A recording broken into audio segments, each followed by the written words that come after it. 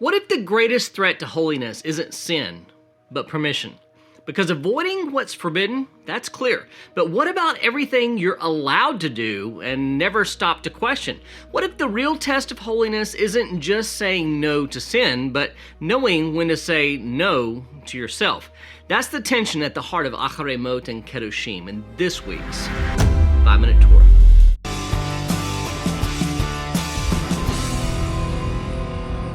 Shalom and blessings from Shalom Macon, the place where disciples of Yeshua learn, connect, and grow. I'm Darren, and before I get into the 5 minutes of my 5-minute Torah commentary, let's cover a few quick facts about this week's Torah portion. This week we are studying the 29th and 30th Torah portions and the 6th and 7th Torah portions of the book of Leviticus. We are in the double portion of Acharei Mot-Kedoshim, Leviticus 16:1 through 20:27. Here are the three things that you need to know about it. Number 1, Yom Kippur Avodah, the Day of Atonement service. The Yom Kippur service described in our Torah portion is a solemn ritual performed by the high priest to atone for the sins of himself, his household, and all of Israel. The service takes place in the Holy of Holies, the innermost chamber of the tabernacle or the temple, which the high priest enters only on this one day. He first offers a bull as a sin offering for himself and his family, purifying and sanctifying them. Then 2 goats are presented. One is sacrificed to the Lord, and the other, known as the scapegoat, is sent to the wilderness to Azazel. Before releasing the scapegoat, the high priest lays his hands on its head and confesses over it all the iniquities and transgressions of the children of Israel, symbolically transferring their sins to the goat. He also sprinkles the blood of the bull and the goat inside the Holy of Holies and on the altar, cleansing it from human impurity and sanctifying it from the transgressions of humans. Number 2, a call to holiness, more than a badge. The theme of holiness permeates this week's Torah portion, setting the stage for how God's people are to conduct themselves in every aspect of their lives. The command, "You shall be holy, for I, the Lord your God, am holy," serves as the foundation for everything that follows. Holiness is not limited to ritual observance. It extends into everyday life. The instructions in Kedoshim span ethical behaviors such as justice, honoring family and elders, and sexual morality, building on what we began to see in the previous portion. Each command reflects the standard of holiness God expects in both communal and personal life. By weaving together daily conduct with high moral and spiritual expectations, Acharei Mot-Kedoshim call Israel to reflect God's holiness in every aspect of life. Number 3, priority of love. Who is my neighbor? The command to love your neighbor as yourself stands as one of the most pivotal instructions in this portion. Found in Leviticus 19:18, it supports and gives shape to the entire framework of Torah living.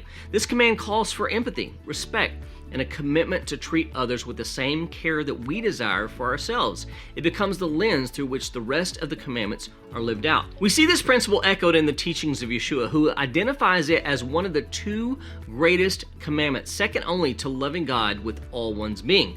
In doing so, he highlights what has always been true. This command is not peripheral. It is central. It rises above differences and captures a universal truth about how we are meant to live, calling us to build lives and communities marked by compassion, dignity, and love. The 5-Minute Torah series is your guide to uncovering the Messianic meaning within each week's Torah portion. In just 5 minutes, you'll discover how the Torah connects to your life as a disciple of Yeshua with insights that are both practical and deeply spiritual. Each volume is filled with connections to the teachings of Yeshua and the apostles, showing how the words of the Torah in the New Testament form one unified message.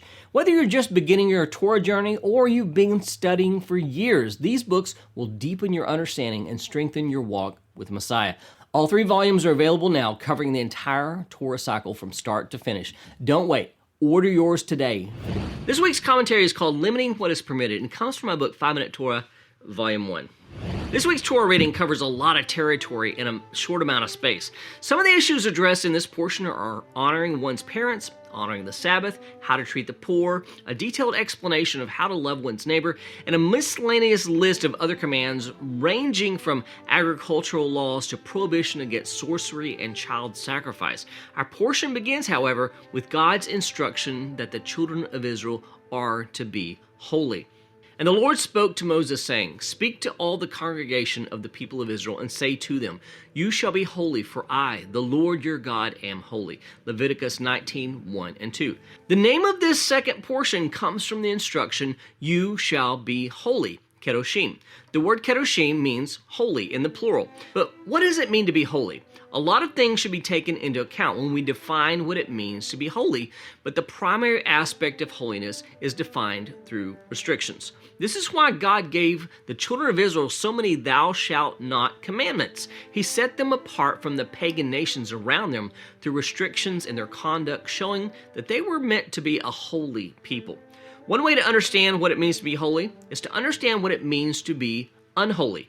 When many people think of something unholy, they think of something wicked or evil, but that's really not what it means. It simply means to be common, or to use the King James terminology, profane. If a person is unholy, it just means they are common and like anyone else. To be holy means that we are different from those around us. And one way we can be different or holy is to restrict or limit ourselves in the things that the Torah prohibits. But this is obvious. Anyone who studies the scriptures can pick up on the fact that we are not supposed to engage in commerce on the Sabbath, speak ill of our brother, defraud our neighbor, etc. What is more of a challenge is limiting what is permissible. Our rabbis have taught what the Torah forbids is not permitted, but the permitted is not always necessary. Do we really need that third helping of dessert? Do we really need over 300 channels on our televisions? Do we really need the dozens of video games covering our shelves? Do we really need that? Fill in the blank. By not limiting ourselves in things that are permissible according to the strict reading of the Torah, we can often find ourselves in a position described by Nachmanides as, quote, disgusting with the permission of the Torah. Even though we may be strictly living according to the letter of the law, we could easily find ourselves in a position where the beauty and the wisdom of the Torah begins to lose its luster because our eyes are clouded with the world. Yeshua warns us against such things when he gives his series of You have heard it said, but I say to you in his famous Sermon on the Mount. In many of these, he places a fence around the Torah and reminds us that even though the Torah gives us the right to do such and such, it's not always in our best interest to do so, especially when it negatively affects a brother. As Paul reminded the believers at Corinth, all things are lawful for me, but not all things are helpful. All things are lawful for me, but I will not be dominated by anything. 1 Corinthians 6:12.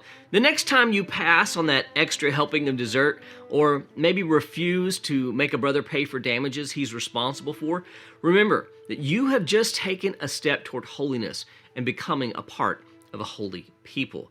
Before we wrap up, let's connect this to last week. In Tazria Mitzorah, we explored spiritual contamination, how impurity spreads and separates. This week, in Acharei Mot-Kedoshim, we see the other side, how holiness is built, not just by avoiding what's forbidden, but by intentionally limiting what's permitted. Because holiness isn't just about staying clean, it's about being set apart. If you missed last week's teaching, Spiritual Biohazard, you can check it out right here.